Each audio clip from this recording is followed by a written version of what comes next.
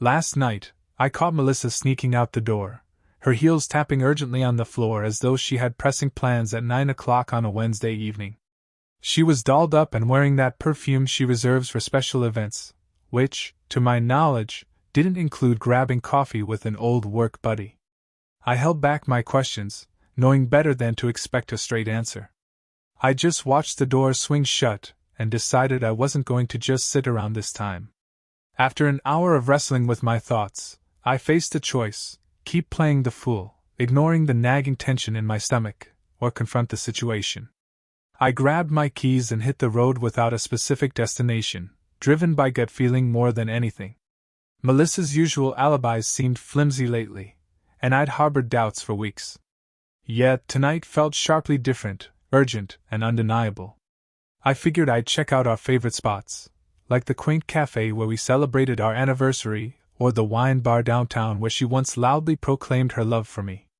Sure enough, I spotted her at the café. She sat at a small table near the window, not alone. My hands trembled on the steering wheel, turning white as I watched from afar. She laughed and leaned in, her hair cascading in that familiar way, while the guy with her seemed straight out of a magazine, slick, with a confident smirk. It was clear this wasn't just a friendly catch-up. Taking a deep breath, I steeled myself. This wasn't merely about catching her in the act. I needed a calculated approach. From my car, time stretched out painfully as I observed her touching his arm and heard her laughter drift through the window. She seemed like a stranger, not the woman I'd loved for over a decade. Then it dawned on me. I remembered the parting gift I'd hidden in the glove compartment earlier. It was perfect. I snatched it, checked myself in the mirror, and strode into the cafe with no hesitation. The cafe had quieted down, with just a few patrons lingering. I feigned a casual look around, though I knew exactly where I was heading. Melissa's laughter filled the cafe as I neared their table, a sound that once brought joy, now grating on me. She didn't notice me until I was right there, her smile freezing as our eyes met, her hand still on his. The man, let's call him Mr. Slick, looked uneasy, clearly unprepared for an unexpected visitor. "Oh, hey! What are you doing here?" Melissa stuttered, retracting her hand as if I hadn't seen it already. I remained silent, reaching into my coat to pull out the small, neatly wrapped box I'd brought. I kept my gaze locked on her as I placed it between them. "Here you go," I said, my voice eerily calm. "A little something I thought you'd like." Melissa's fingers shook as she reached for the box. The guy looked from me to her, puzzled, then set his eyes on me, assuming he was still in control. "What's this?" she murmured, her complexion paling as she looked up at me. She knew me well enough to sense an impending storm. "Go on, open it," I urged, barely concealing a smirk. She hesitated, then lifted the lid. Inside was a flash drive loaded with every shred of evidence I had collected: texts, emails, photos, locations. All the secrets she thought she had concealed. Her expression plummeted as she recognized what it was. She glanced up at me, then back to the flash drive, and then at Mr. Slick, who now looked notably uneasy. It was as if a silent alarm sounded in her head, her face morphing from shock to fear. What is this?" she whispered, her voice a faint echo of its usual tone. "Just a little highlight reel of your recent activities," I said, keeping my voice low and casual. "Go ahead. Show him. Or should I?" Her eyes darted nervously between us. "Jason, please. Can we talk about this later? In private." She shot me a pleading look, hoping to gloss over the whole ordeal, but I was past that point. "Later? You've been playing that card for months, Melissa," I said, my tone even yet edged with a sharpness that made her wince. "And private? That's rich, coming from you." Mr. Slick, finally sensing the gravity of the moment, murmured an excuse about leaving and began to rise from his chair. I pressed my hand firmly on his shoulder, keeping him seated. "Hold up, buddy. You're involved now." He turned to Melissa, looking for her to intervene. But she just sat there, a mix of shock and mortification on her face, too stunned to act. "I didn't know she was married," he blurted out, his hands raised defensively. "She told me you two were on a break." I cocked an eyebrow, more amused than angry. Really? That's her go-to excuse. Works every time, doesn't it, Melissa? She averted her gaze, pressing her lips together, and I didn't let her respond. It's quite the tale, except it's not true. Melissa has only kept her separation a secret from herself, not anyone else. The café fell eerily silent, every patron trying, and failing, not to stare. The air was thick with tension, and I could see Melissa seething with a mix of anger and embarrassment. She looked desperately around the room, seeking any possible escape, but there was none. She was trapped, and she knew it. Jason, please, she began, her voice lowered, probably in an attempt to regain some semblance of control. You're blowing this way out of proportion. I couldn't help but chuckle. Really? Am I? Sitting here with him, sharing drinks, holding hands, and lying about us? Seems pretty clear to me. I leaned closer, my voice cold and steady. So, are you going to tell him the rest, or should I? Her complexion turned ghostly pale. She opened her mouth to speak, then shut it, glancing at Mr. Slick, who was piecing together the depth of the deceit and growing more uncomfortable by the second. I don't know what you're talking about, she stammered, folding her arms defensively, attempting to muster a final weak defense. Oh, come on, Melissa. You've been quite clever with this whole charade up until now, I remarked, taking pleasure in how her face drained of color.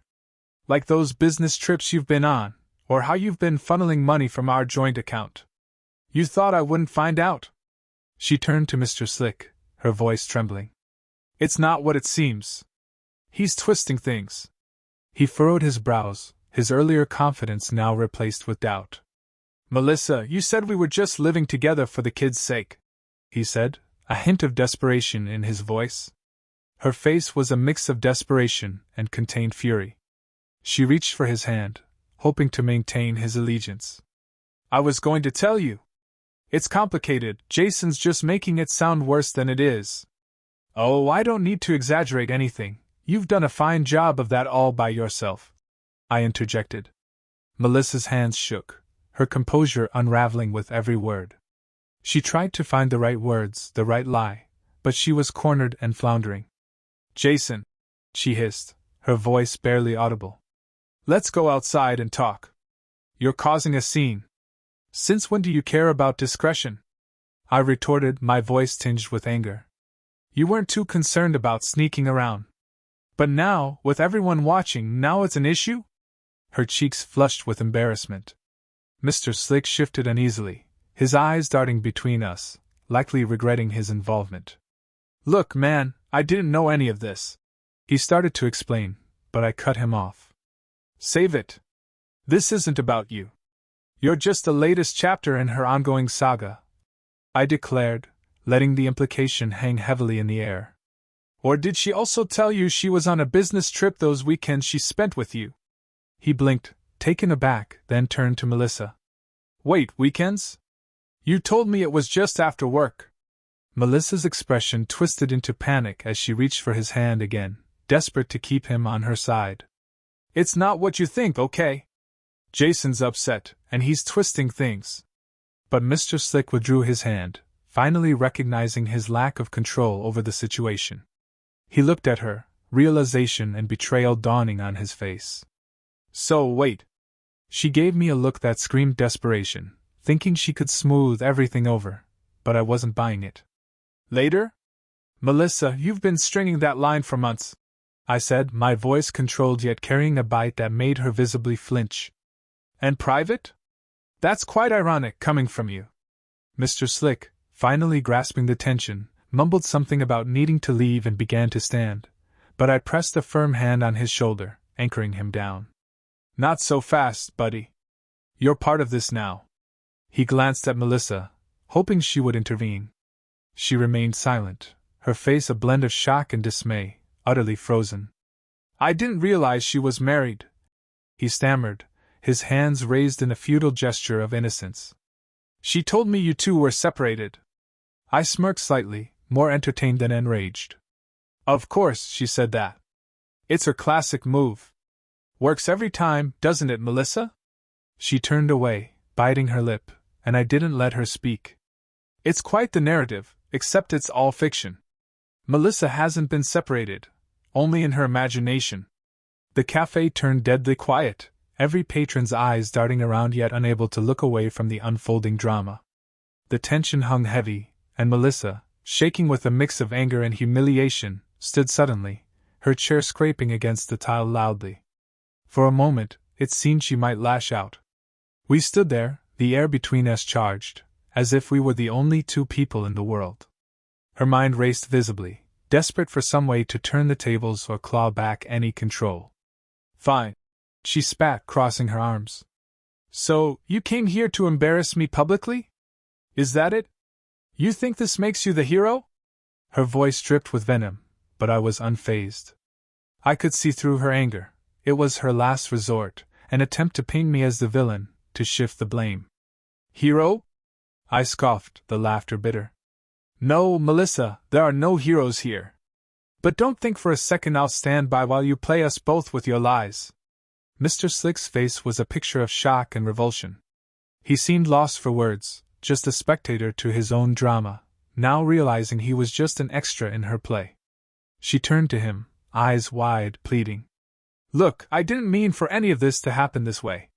I thought I could sort things out. I didn't want to hurt anyone. Didn't want to hurt anyone? I echoed, my voice climbing despite my efforts to control it.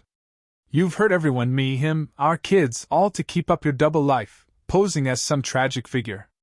Melissa's expression twisted. I struck a nerve, but she stood her ground. Don't you dare put all this on me, she hissed. You think you're so innocent? What about all your late nights? Were they just excuses, too? She was playing her game, trying to flip the narrative, making me the culprit as if my actions had driven her to deceit. My anger rose, my jaw tightening. Don't even start with me, I replied, my voice low and steady but filled with ire. I was working late to provide the life you wanted us to have. For our kids, our future. Meanwhile, you were out here pretending to be single. She paused, her gaze flickering around the cafe, now realizing the extent of the audience to her unraveling. The barista stared openly. A couple at a nearby table watched, wide-eyed. Mr. Slick stood up, his patience spent, his illusions shattered. I can't believe this, he muttered, glaring down at her. You're unbelievable. Melissa reached out, desperation written all over her. Wait, just give me a second to explain. But he stepped back, withdrawing from her grasp, disgust clear on his face. As he walked away, Melissa's facade cracked completely, her plea turning to panic. Her web of lies had come undone for all to see. She looked over at me, her eyes a mix of anger, humiliation, and a newfound fear. Are you happy now? She seethed, her voice quivering with suppressed fury. You had to make a spectacle of it, didn't you? You think I created this scene? I replied, my tone calm yet sharp. Melissa, this is all on you. All these lies, all these stories you thought I'd never discover. I'm just exposing the truth. Her expression hardened, her defiance flaring as she crossed her arms tightly. You're so self-righteous, Jason, she spat out. Like you're some saint? Maybe if you had paid a little more attention, I wouldn't have had to look elsewhere. Her words struck deep, showing she was still set on making me out to be the villain in her story. You're really going to stand there and say this is my fault? I retorted, astonished. I've poured everything into our family while you've been out entertaining every guy who showed you a sliver of attention. And somehow I'm the bad guy.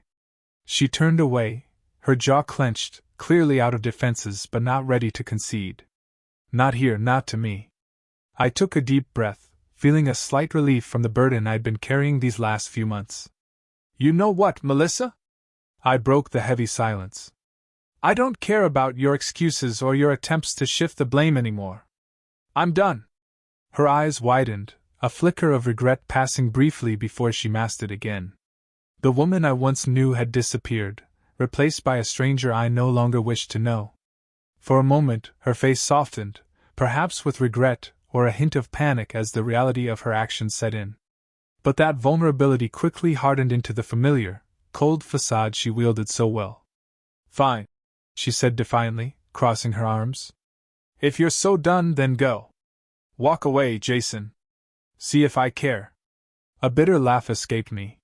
She still thought she could manipulate the situation, make herself appear as the wrong party. She was standing her ground, determined to maintain her pride at any cost. I stared at her, wondering if this was the same woman I had loved for years, or if I had been blind to her true nature. I am walking away, I declared, my voice resolute with finality. But not before I make one thing clear. I leaned in, ensuring she heard every word. This isn't going to end the way you think. You can act tough, pretend you don't care, but this life you've been leading is over. And that includes everything you think you're walking away with. Confusion and anger flickered across her face. What the hell does that mean? She demanded.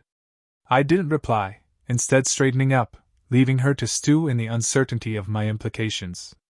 Truth was, I had begun to secure my assets weeks ago, shifting funds out of our joint accounts and ensuring that when everything collapsed, she wouldn't land on solid ground. I hadn't wanted to resort to this, hoping it wouldn't come to it. But now, seeing her still spinning this disaster to her advantage, I knew I'd made the right call. You've been lying and manipulating for so long, I continued, my disdain clear as I shook my head. You're about to find out that actions have consequences. And this time, you can't smooth talk your way out of them. Panic briefly crossed her face as she tried to gauge how much I knew and what I might have already set in motion. You're bluffing, she scoffed, but her voice betrayed her uncertainty. You wouldn't leave me with nothing.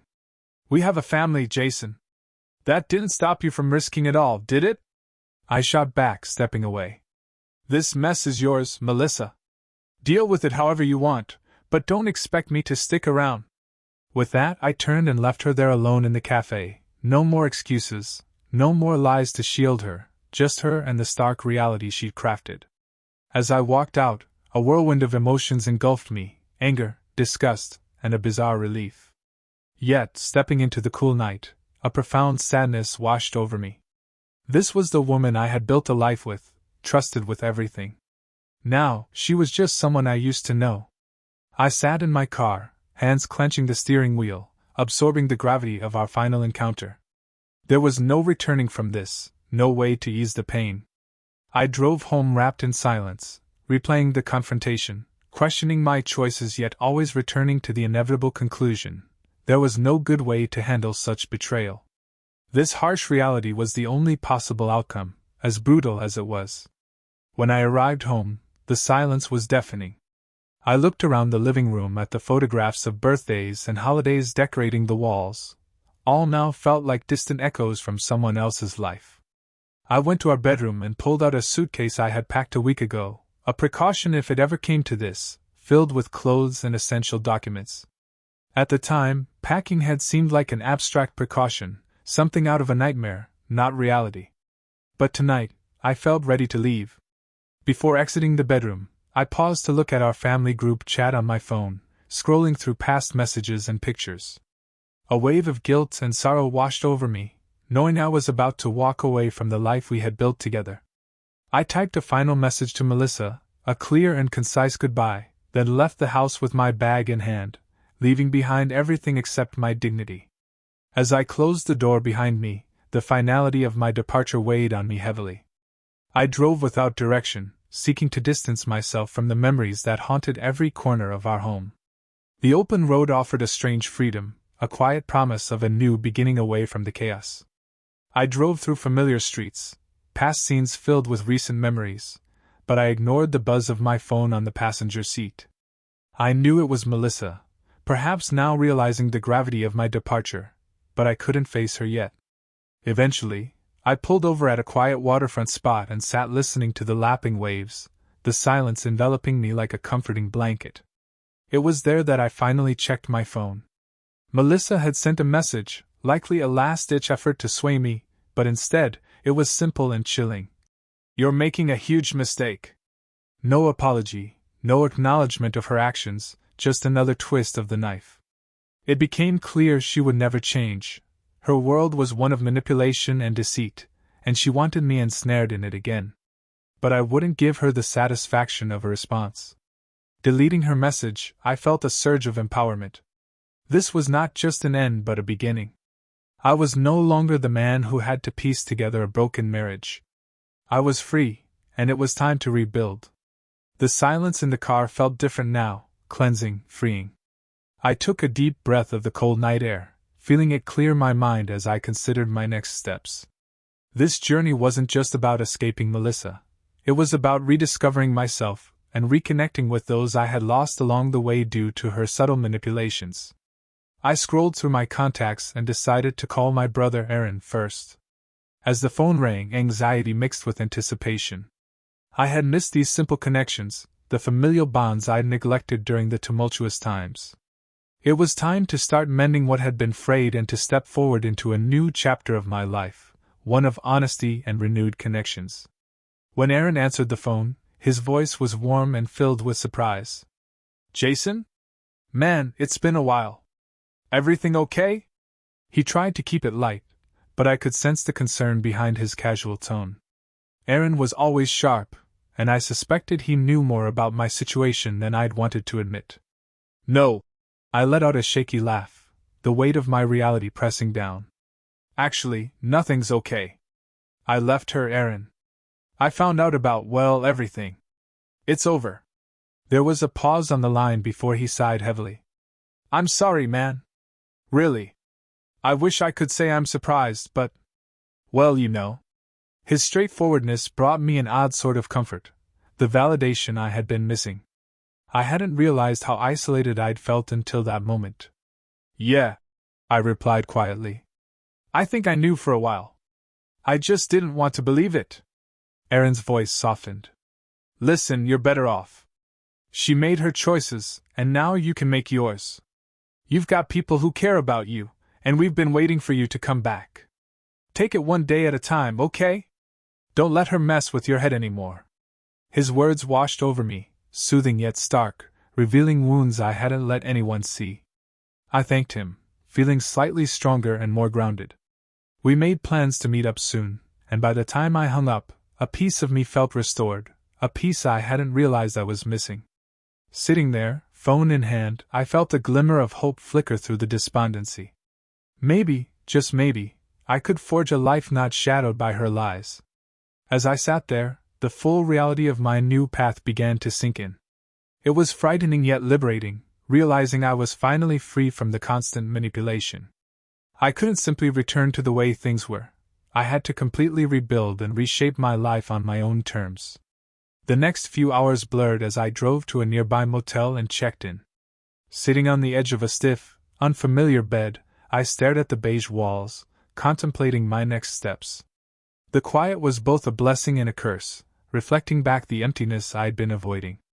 I scrolled through old photos on my phone, each memory a mix of real joy and fabricated scenes. The images of our family vacations, our shared laughter, and those quiet Sunday mornings.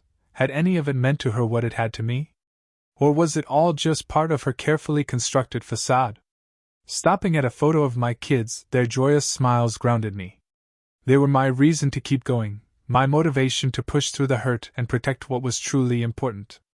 I resolved then that they would see their dad as someone who chose integrity over comfort, honesty over deception. As I set my phone down, it buzzed with a new message from Melissa.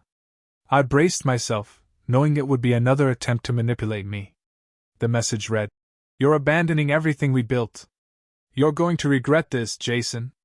The kids won't understand why you walked away." My stomach knotted with anger, but it was a calm, resolute anger. She was using our children as leverage, a tactic I'd seen too often. I quickly typed a response. "No, Melissa. They'll understand who walked away from what mattered. They'll see who chose to protect them and who chose to destroy trust. This is on you." I sent the message and set the phone aside, my resolve firming. The next days, weeks, and months would be about proving her wrong, not through confrontation but by living out the truth for my children to see, a parent who stays honest and true, even when it's painful. The next morning, the cold motel room felt not just bearable but fitting, like a clean slate. As I packed my belongings, a sense of purpose solidified within me. There was no going back, only forward. The road ahead was long, but I was ready to face whatever came, armed with a newfound clarity and a commitment to rebuild anew. I reached out to a lawyer to get a head start on the divorce process, preparing for any challenges Melissa might throw my way. There were financial details to sort, custody arrangements to establish, and conversations to have with family members who were also trying to make sense of everything. When I called my parents, the concern in my mom's voice was palpable, her hesitancy clear yet supportive. "We're here for you, Jason," she said, her tone gentle but firm. "Just let us know how we can help, okay?" Talking to her, I felt a mix of gratitude and shame. I hadn't been open with them, hadn't shared how much I was struggling. But now, the facades were down, and for the first time, I could lean on those who truly cared about me. The toughest part was explaining the situation to my kids. I met them at my parents' house, where Melissa had reluctantly agreed to bring them. She avoided my gaze as she handed over their bags, her eyes briefly revealing anger or maybe resentment. But my focus was solely on our children now. Once we settled in, I took them for a walk, enjoying a fleeting moment of normalcy as they laughed and played. But soon, we sat under a big oak tree, and I knew it was time for an honest conversation. "Listen, you guys," I started, my voice shaking slightly. "Things are going to be different for a while. Mom and we're not going to be living together anymore." My daughter's brow furrowed in confusion. "Why, Dad? Are you and Mom mad at each other?" I took a deep breath, searching for the right words. "No, sweetheart, we're not mad. Sometimes, adults have problems they can't fix, no matter how hard they try. But no matter what, both of us love you more than anything in the world. That's never going to change."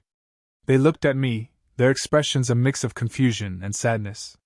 It was heartbreaking, but I knew being truthful was the first step toward maintaining an honest and strong relationship with them. No secrets, just love and the promise to always be there. As I hugged them, I felt a part of me begin to heal. I wasn't sure what the future held, but I knew I had to move forward for them and for myself. After that conversation, a quiet resolve settled within me. Melissa's manipulations and the web of lies were now behind me. What mattered was moving forward, rebuilding our lives day by day.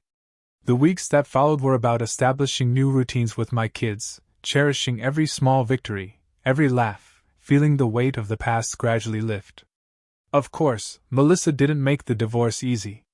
She contested custody, finances, and even trivial matters. But with the support of my lawyer, my family, and my own newfound determination, I was committed to protecting my kids from the fallout, refusing to let her drag them deeper into the chaos. One evening, as I tucked my son into bed, he looked up at me, his little hand in mine. "Dad, are you happy?" he asked, his eyes searching mine. The question took me by surprise. I hadn't really considered my own happiness. I'd been too focused on survival and being strong for them. But in that moment, I realized that yes, I was finding happiness, not in a grand, dramatic sense, but in a quiet, steadfast way. "Yeah, buddy," I said, squeezing his hand gently. "I'm getting there." He smiled, content, and settled back into his pillow. As I left his room, a sense of deep gratitude washed over me. This was my life now, imperfect and scarred, but authentically mine. Lying down that night, I felt free for the first time in a long while, free to live, to heal, and to build a life founded on honesty and trust. The journey through betrayal and heartbreak had been excruciating, but it had led me to a place of genuine self-discovery. As I drifted off to sleep, I realized that leaving Melissa was not just about ending a marriage. It was about moving beyond the fear, the doubt, and the pretense. In the quiet of that night, I finally felt at home, truly at peace with where I was headed.